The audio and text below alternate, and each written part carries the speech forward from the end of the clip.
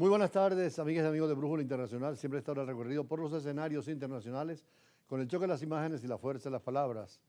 Hoy nos referimos, iniciando el programa, a la visita del Papa Francisco, que urgió a los dirigentes de Timor Oriental a prevenir todo tipo de abuso, sobre todo contra los menores y adolescentes, durante una visita en este país asiático de mayoría católica, que sufrió un gran escándalo de pederastia dentro de la Iglesia Católica, y que además el Papa está en una misión extraordinaria porque es el Lejano Oriente, el Asia del Sudeste, donde estuvo en Indonesia, el país musulmán con más características y más fidelidad al Islam, en donde precisamente logró una declaración conjunta del Islam y el cristianismo, pero rodeado de otros jefes de las iglesias y sacerdotes de otras religiones, incluyendo el budismo, el taoísmo y el hinduismo, que son las expresiones religiosas del Lejano Oriente, además del cristianismo, del protestantismo en Occidente y el catolicismo. Es una declaración por la paz, por el desarrollo, preocupado por la ecología del mundo también, de lo cual hablaremos hoy durante las entrevistas. Y naturalmente estos encuentros del Papa con otras iglesias y con otros líderes afirman la voluntad de la Iglesia Católica, que no solamente es una iglesia o una creencia, sino también un Estado, el Vaticano, con un territorio muy pequeño, menos de 1 kilómetro cuadrado, menos de 1000 habitantes, con pasaporte vaticano, pero con una extraordinaria influencia mundial, además con una historia de la diplomacia. En Venezuela tiene su nunciatura apostólica, algunas veces ha servido incluso para refugio diplomático, porque como toda embajada o todo consulado, por la Convención de Viena de 1961, establece las reglas y normas del asilo, ya sea diplomático o la posterior territorial. El diplomático es cuando en una embajada o un consulado una persona ingresa al mismo, y el territorial cuando se pide ir a un territorio que la persona quiera, siempre que califique en el delito del Estado que recibe la parte política o la persecución que pueda tener, mientras que el territorial es cuando en un Estado también se piden las condiciones políticas para que ese Estado lo reciba. Es un derecho universal y es una aplicación de los derechos humanos que tiene que ver más allá de las ideologías, de los partidos, de las posiciones, con principios del derecho internacional. Precisamente mañana nos vamos a referir ampliamente a lo que es el asilo diplomático y el asilo político y el asilo territorial, y cómo ha sido en el mundo. Inclusive algunos casos, como el de Ayala Torre, pasó en una embajada cerca de 8 años hasta que Colombia tuvo que ir, y también Perú, a la Corte Internacional de Justicia, y decidieron sacarlo de la embajada, pero con toda la protección necesaria. Es una función en respeto a los derechos humanos y al derecho humanitario internacional que se establece en los convenios de Ginebra, pero también en las convenciones de 1966 sobre derechos humanos. Y empezamos con esta nota del Papa, que más allá de que es minoría el catolicismo en esa zona, en el caso de Timor Oriental, como fue una colonia portuguesa, sí hay una mayoría importante de católicos y cristianos en esa región. El Papa Francisco comenzó la tercera etapa de su gira por la región Asia-Pacífico. El pontífice llegó el lunes a Timor Oriental para una visita de 3 días, cuyo punto culminante será el martes con una misa multitudinaria a la que se espera que asistan 700.000 fieles. En un discurso en la capital Dili, el argentino llamó a los líderes a prevenir todo tipo de abuso contra los niños y adolescentes. Y no olvidemos a tantos niños y adolescentes heridos en su dignidad. Este fenómeno está aflorando en todo el mundo. Todos estamos llamados a actuar como responsabilidad para prevenir todo tipo de abuso y garantizar un crecimiento sereno a nuestros jóvenes. Entre los casos de pederastia más sonados en este país de mayoría católica, figura el del obispo Carlos Velo, ganador del Nobel de la Paz en 1996 por su trabajo por la independencia de Timor Oriental, a quien el Vaticano castigó en secreto en 2020 por las acusaciones de que durante décadas abusó sexualmente de niños. El Papa no mencionó ningún caso concreto o la responsabilidad de la Santa Sede. Los grupos de defensa de los derechos de los niños habían pedido a Francisco que se pronunciara sobre el tema, pero su agenda oficial no incluye por el momento ningún encuentro con víctimas. Y en cuanto a América Latina, un debate nuevo se abre en México, cuando el Poder Ejecutivo quisiera que los jueces fueran nombrados por elecciones, como son los elegidos los diputados y parlamentarios del presidente, cosa que en el mundo no ocurre sino en muy pocos países. Por eso la presidenta de la Suprema Corte, Norma Piña, denunció ese intento de demolición del Poder Judicial en su país, en México, donde el oficialismo y la izquierda inició la discusión de una polémica reforma en ese sector dentro del Senado, ya aprobado en diputados, y donde se quiere elegir a los jueces, cosa que es absurda porque se politiza la justicia en vez de esa neutralidad que tiene que poder,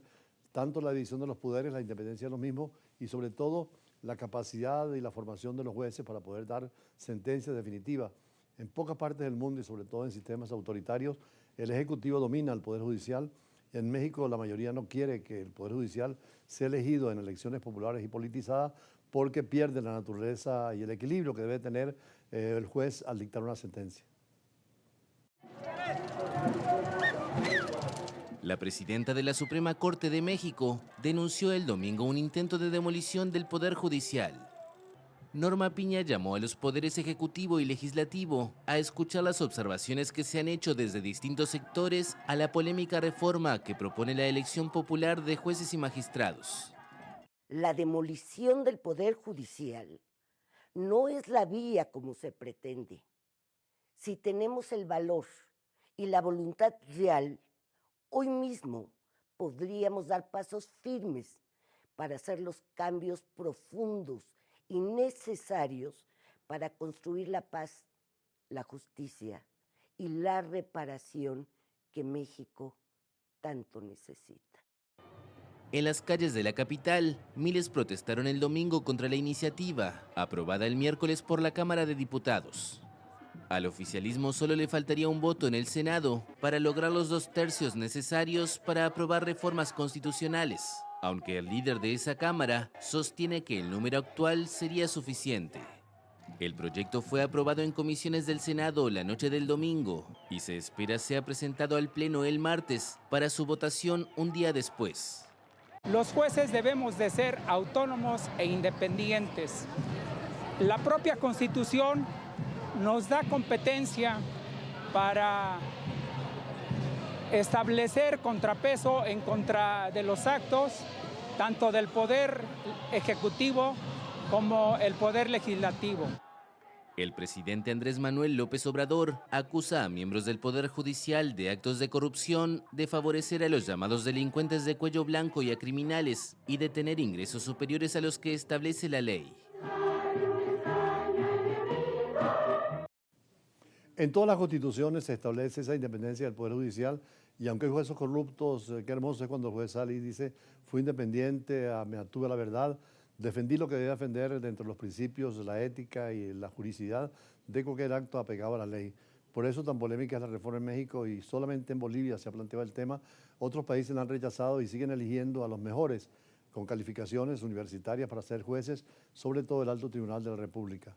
Y en cuanto a las Naciones Unidas, vemos la dificultad de tener soluciones concretas a tantos problemas en el mundo. Vemos las guerras de Ucrania y Rusia, estamos viendo en el Medio Oriente la situación Palestina-Israel, observamos en África los problemas sociales y económicos, las enfermedades en el mundo, el tema de poder tener tranquilidad y paz desde que Kant, Emmanuel, el filósofo alemán, diseñó lo que era la paz perpetua, lo que iba a ser las Naciones Unidas, hasta la creación de la Sociedad de las Naciones en 1919 y luego en el 45 la creación de la ONU. Se espera que ahora se reformulen, sobre todo que los Estados Unidos y las grandes potencias como Rusia, China y la Unión Europea tengan la capacidad de crear un nuevo organismo distinto al actual o modificando inclusive el Consejo de Seguridad. Por eso la reflexión de hoy antes de la entrevista de siempre es sobre las Naciones Unidas con incidencia en el papel tan importante que tienen los Estados Unidos.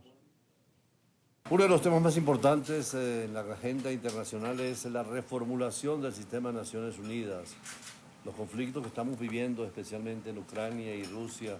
e igualmente la situación planteada en el Medio Oriente y otros conflictos y guerras internacionales, o problemas de carácter nacional con conflictos entre los estados o dentro de los estados, pareciera que Naciones Unidas no tiene la capacidad de resolverlos y que fue importante en 1945 cuando se creó la ONU, pero que hoy es ineficiente. Por eso los horrores de la Segunda Guerra Mundial dieron origen a la creación de las organizaciones internacionales y también al derecho internacional para garantizar que los errores no se repitieran ni las guerras. El eje central de estos organismos internacionales fueron las Naciones Unidas y sus agencias regionales y funcionales que fueron diseñadas para proporcionar barreras internacionales que limitaran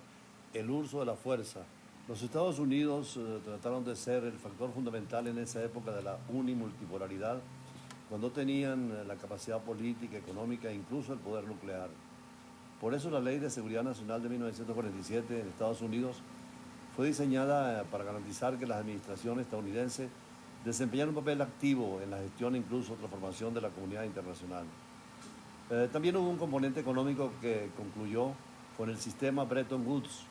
el cual incorporó al Banco Mundial para estimular el desarrollo internacional en los países más devastados por la guerra. Igualmente, el Acuerdo General de Aranceles, Aduaneras y Comercio, el GATT, fue diseñado para administrar el comercio internacional y el Fondo Monetario Internacional fue creado para monitorear la balanza de pagos. Eran organismos internacionales en lo económico y los funcionarios norteamericanos estaban en el centro de todas esas instituciones, colocando a Washington en el centro del mundo del multilateralismo que estaba iniciándose. La actual tendencia global hacia el aislacionismo y el ultranacionalismo está amenazando a estas instituciones. Por ejemplo, en Estados Unidos, como resultado de la creciente actividad internacional, el personal de la Casa Blanca creció en varias docenas de personas en la administración del presidente Roosevelt, al nivel actual de más de varios miles de administradores del presidente Joe Biden. El crecimiento burocrático estuvo marcado por el Consejo de Asesores Económicos, por el Consejo de Seguridad Nacional, por las representantes especiales del comercio, por la Oficina de Administración y Presupuesto, por la Oficina Política, Científica y Tecnológica, todo en Estados Unidos. E incluso la Corte Suprema ha demostrado una diferencia excepcional hacia los poderes del presidente en el campo de la seguridad nacional, y el Congreso de los Estados Unidos aceptó en gran medida, sin cuestionamiento, el papel de los Estados Unidos en las Naciones Unidas. Por eso el Plan Marshall y la Organización del Tratado Atlántico Norte, la OTAN, y una variedad de otras organizaciones internacionales y acuerdos de seguridad. Sin embargo, 2 años y medio de guerra entre Rusia y Ucrania amenazan con sumergir a Europa Central y Oriental en un conflicto mayor. La Corte Penal Internacional ha emitido una orden de arresto contra el presidente Vladimir Putin, pero eso no ha restringido sus viajes a los plenos miembros de la CPI, ni mucho menos mejorado sus tácticas terroristas en la guerra. Un año de guerra en el Medio Oriente entre Israel y Hamas amenaza con desatar un conflicto regional mayor que podría involucrar a 2 importantes actores no árabes, Estados Unidos e Irán. Y la Corte Penal Internacional está considerando la posibilidad de emitir órdenes de arresto contra el primer ministro israelí Benjamin Netanyahu y el ministro de Defensa Yoav Galán. Pero ha sido imposible concretar estas decisiones en el sentido de que la guerra sigue avanzando. Hasta ahora solo Gran Bretaña ha demostrado la voluntad de limitar el suministro de ciertas armas a Israel. Mientras tanto, en Occidente, en los países de Europa, América Latina, no se presta atención a la catástrofe global que es en Sudán, el tercer país más grande de África, donde millones de personas han sido desplazadas, decenas de miles han sido asesinadas y pronto puede haber una hambruna que va a ser superior a la de Etiopía en los años 80.